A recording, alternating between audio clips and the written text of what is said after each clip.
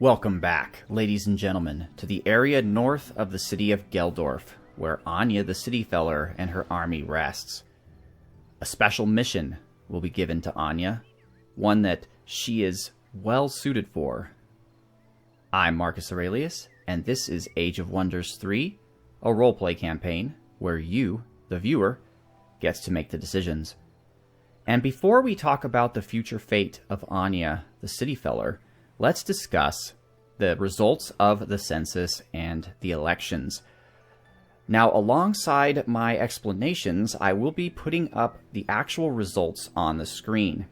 I had thought about this for a moment. I didn't know for sure that I wanted to do it, but I decided at the end that I'm going to, so that first of all, you can all see that I am being fair, and I'm not just making stuff up, and second, because I feel like it's a good example of what we're going to be doing some more of in the future, so you can get a feel for how the votes work and all that. So first off, the matter of the Master of Coin. I would like to congratulate Thomas Cavati. This was probably the closest election, and Thomas narrowly came out ahead, so congratulations. One thing I do want to say before we go to any further positions is that Lord Frigoberto expects that the winners of these elections will work very hard for the people of Aurelia. And if they do not, he reserves the right to remove them and call another election. What this means in real terms is that if one of the people who won one of these coveted noble positions disappears for a while, like I'm not expecting that they're going to comment in every single video right after the video is posted, but let's say one of them just disappears for 2 weeks, then because there are other people who want that position, we are going to move ahead and re-gift that position or re-elect that position in order to get as many people involved as possible who are actually involved.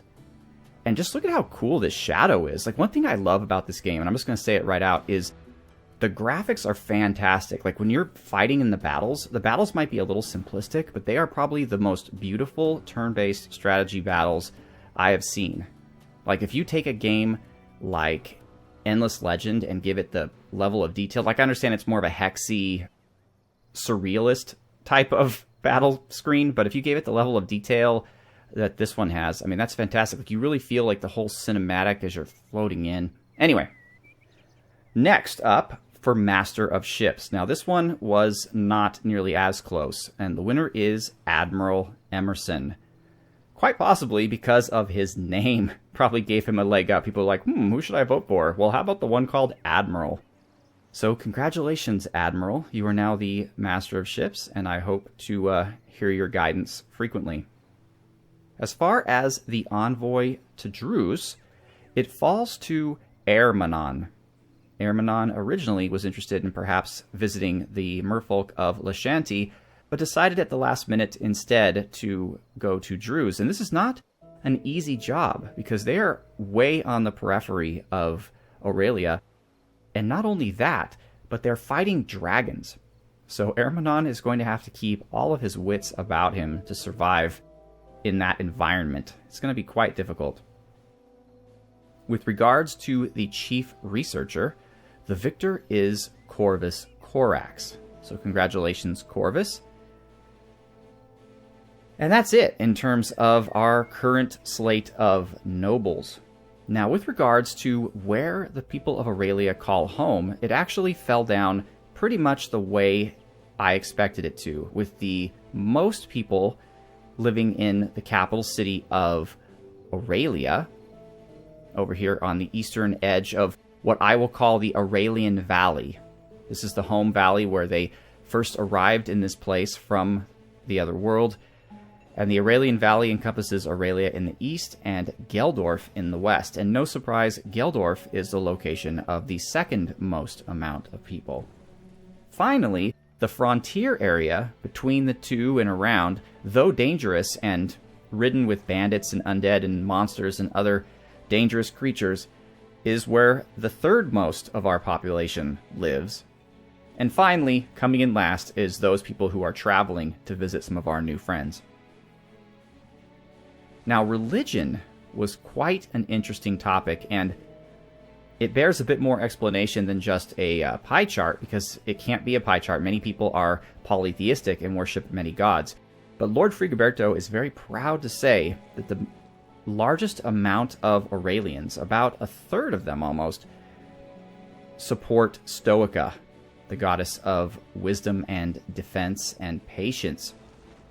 And this makes sense because the vast majority of the citizens of Aurelia are not soldiers or mages or priests, but rather people, just standard people who care about their families and their lives. So a goddess that focuses on defense, on clear-headedness, on wisdom, is definitely something that a non-trained soldier, someone who, has to rely on the civic guard and other people to defend them, can totally get behind.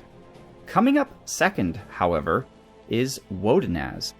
Now, it's very interesting because while Stoica is the shield, Wodenaz is most certainly the sword. While his high priest will have you believe that Wodenaz is in fact the god of everything, the truth is Wodenaz focuses more on aggression, and coming from the old world, as he does, he is more suspicious of other races and of magic in general than the newer gods. The probably best manifestation of Wodenaz is the monster hunters, who all to a man or woman worship him. If Stoica is the shield, Wodenaz is definitely the sword, and the tip of that sword is the monster hunters. We have been in this world now for 45 months, or just about, 4 years? There was some time inconsistencies at the beginning, but it turns out that a turn is actually a month, not a week. So the vast majority of the monster hunters... Now, first of all, monster hunters do not just appear. They are not a regular soldier, a swordsman, or an archer that decides, hey, I'm going to become a monster hunter. That doesn't really happen. Monster hunters are a very select group of people who, up to this point, have been taken from people who have personal animosity against the magical or the monsters of this world. Either they lost a loved one to them, or they just have a particular psychological reason why they hate the monsters of this world.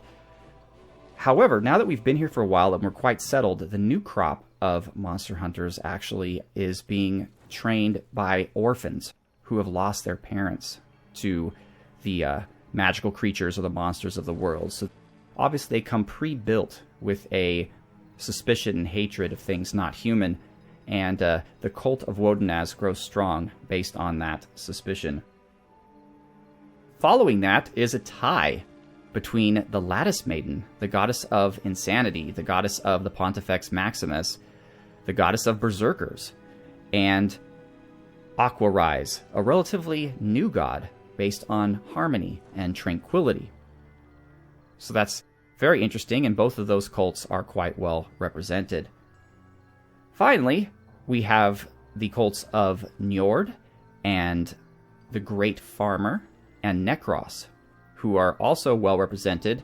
In fact, I'm surprised the Great Farmer doesn't get as much, or doesn't get more support than he does, considering the vast majority of the troops, or not the troops, but the vast majority of the Aurelians are smallholders, farmers, people who are working the land, peasants, and it seems like the Great Farmer would appeal to them quite a bit, as they have little shrines to him out in the wilderness to protect them from bandits and monsters, and they pray to him to keep them and their families safe. Perhaps the cult of the Great Farmer is growing, however, and as the nation, really, of Aurelia develops, you'll see a lot more Great Farmer worship. Now, you'll notice that there is a lot of other. Now, some of those are people that already exist, but they just voted before they existed. For example, the Great Farmer and Njord both received votes in addition to what you see here. But also, some of them are just people stating that they are a non-believer in general. Some people believe in the old gods from the old world, and a few people believe in many strange and oftentimes humorous gods that I assume the cults for them are very, very small, as they all seem quite interesting. But we have yet to decide if they are going to be part of the official pantheon of Aurelia, and a lot of that will be determined by the comments. If a lot of these new gods are role-played in the comments and they become popular, then they will have a fast track to the official pantheon. But for right now, the chief priests, the Pontifex Maximus, are keeping a tight rein on worship overall, and we're going to stick with these gods that are listed.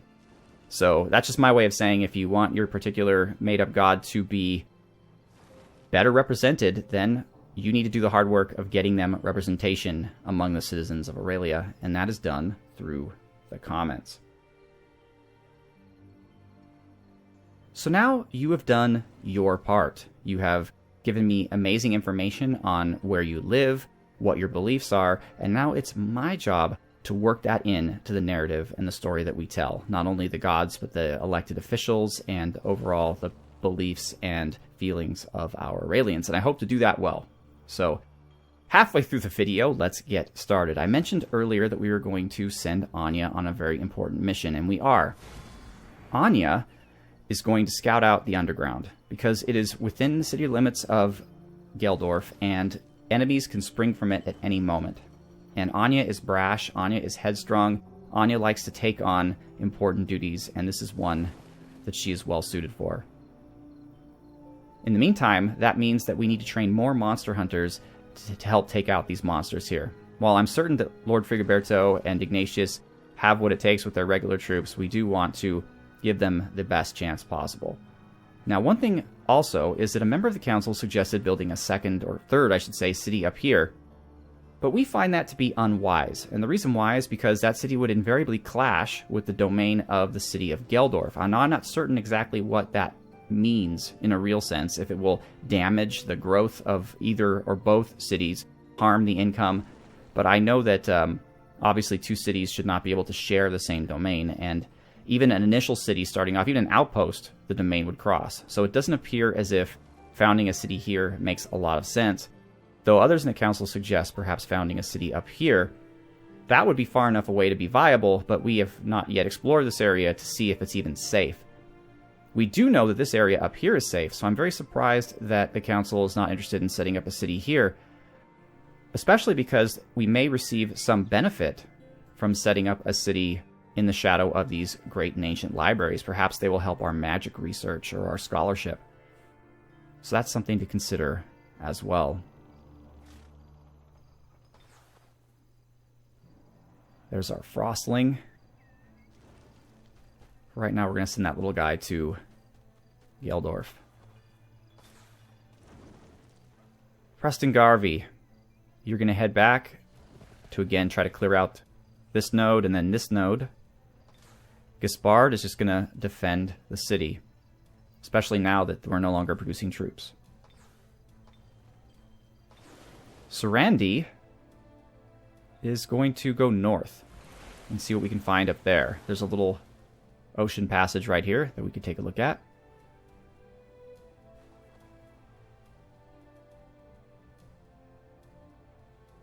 Okay, I think it's time for you to join my empire. That would be very interesting.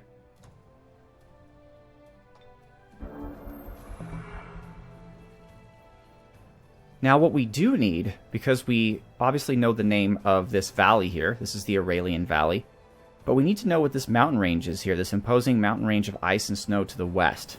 If anyone in the council has a good idea, Lord Frigoberto will adopt it, though it will be, at the end of the day, his choice, just to preclude any unsuitable choices. Geldorf has produced this long swordsman, so now we're getting our scouts. And Lashanti is asking to join us. But we don't have enough money for that. We will soon, though, and I believe we should agree to that. Because the council is out of session right now on vacation, Lord Frigoberto will definitely consider that in the next turn. Next month, I should say. Druze wants an alliance. But they also are demanding quite a bit of gold. Even with the full gold mines of Geldorf, the Aurelians simply do not have the gold that we need. Upkeep is very cheap. We could field probably twice as many units and still be relatively safe.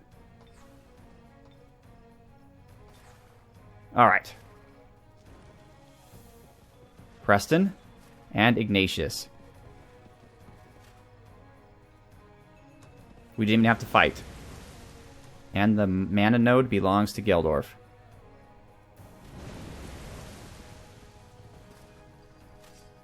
Of course, now the city's undefended. Let's send the long swordsman up there.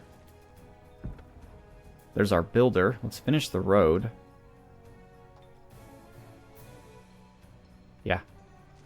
There's already a road here. Well, build another one. I mean, come on.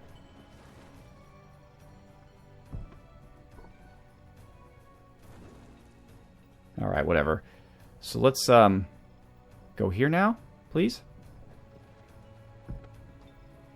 And let's build a road to the watchtower. Excellent. And then we'll build a road down to the caves. Speaking of caves, Anya.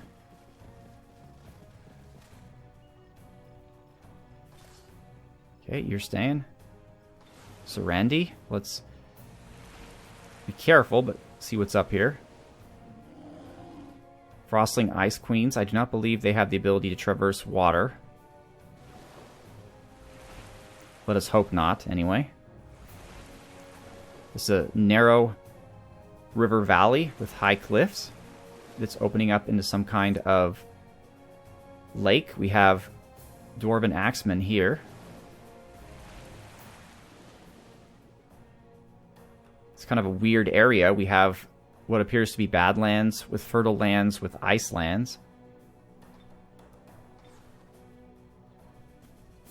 The Frostling will go to Geldorf. Geldorf, by the way, is becoming quite a cosmopolitan city. Aurelia is still mostly human, with the exception of the diplomats of the various minor domains that we've found. But Geldorf, being a gold rush town, welcoming of all, has some dwarves, has some frostlings, and even the occasional member of the other races, maybe not representing a particular nation, but independent tribes of the various races that we've seen. So Geldorf is becoming a bit more cosmopolitan. Frigoberto. Frigoberto could help clean out the node.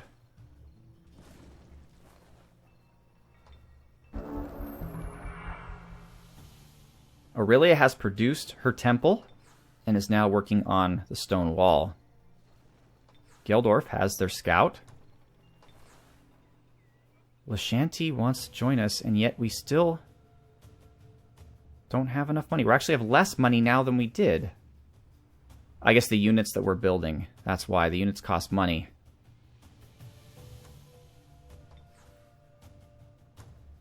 But we're not going to stop building units. We don't need an alliance that bad. As long as we keep them happy with us, that's fine for Frigoberto. Surandi. Oh, we met our first nation. Surandi spies off in the distance.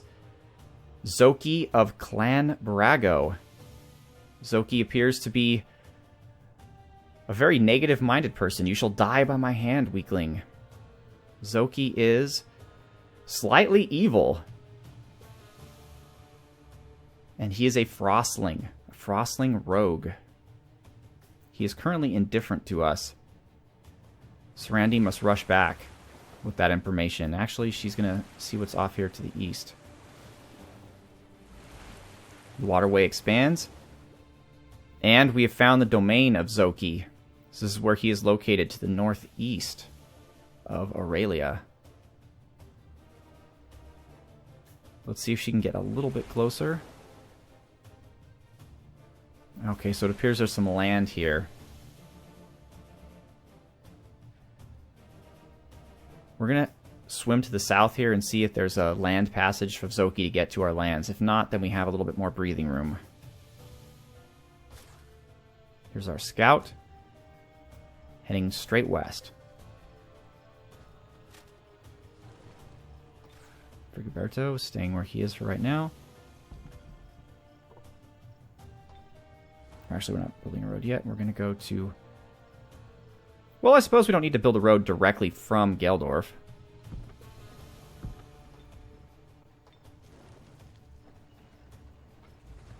There we go.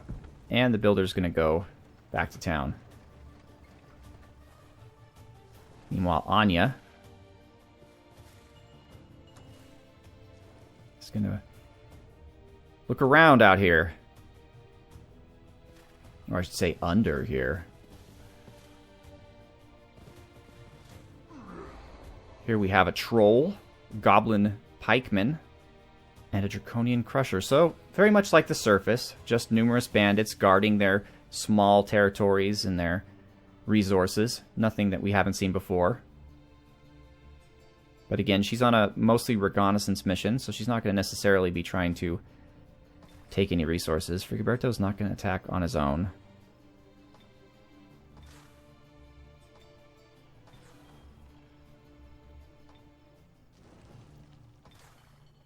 Garvey?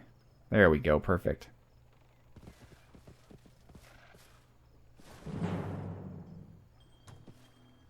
And they're not going to run.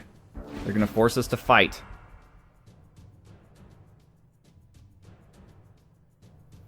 This is an air node. It has a special wind ward around it. Mighty gusts sweep over the battlefield, altering the trajectory of ranged attacks. All ranged attacks suffer a -8 strength penalty. That's tough, because we have good ranged troops. These berserkers are still weak. They're going to leave.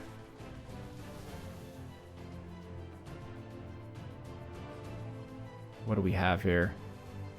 We have the Frost Wyvern and the Shock Serpents. They both seem to be heading to the south against Frigoberto. Let's move our berserkers up. Not too far up, though. Let's stay right out of their range. These monster hunters are a bit wounded.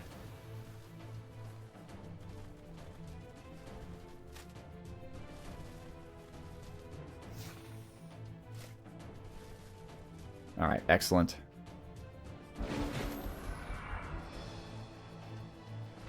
Here comes the Wyvern straight for Frigoberto. And Frigoberto just lays one out on it.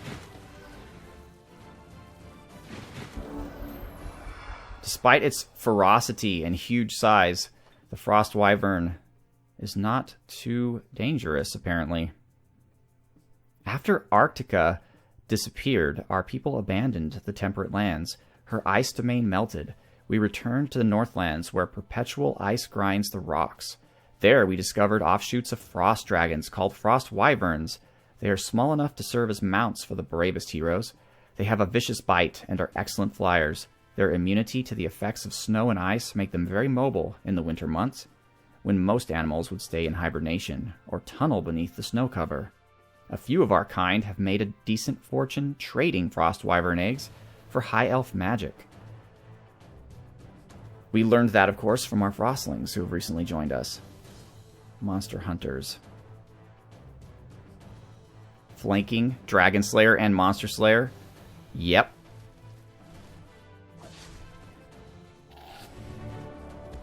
Done. He fell without even a thought. Satura.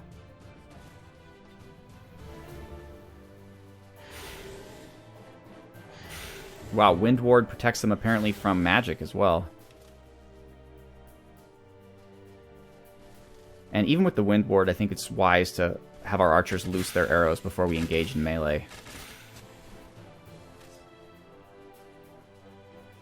Swords Masters, let's move them up. Cavalry. They won't flank, though. If I stay in the yellow, I should be alright. Yeah, perfect.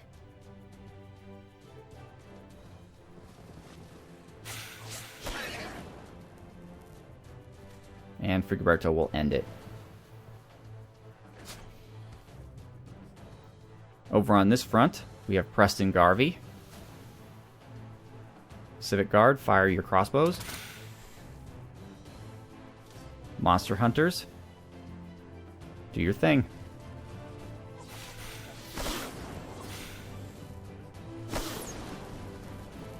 Wow, these creatures were a lot more resilient than the Wyvern, but they will be flanked by Preston.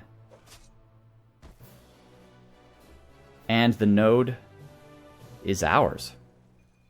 Again, no one was lost. our monster hunters improve their skills. And we now have more mana. If only we had more gold. Well, ladies and gentlemen, that is where we're at. Next episode, we will be leveling up Satura. We will be continuing our exploration of the underground. And Fricoberto and Preston Garvey are going to move to the east to scout out territory to settle a third city. So once again, I'm Marcus Aurelius. This is Age of Wonders 3, a campaign where you, the viewer, makes the decisions. Thank you very much for watching. Have a good one.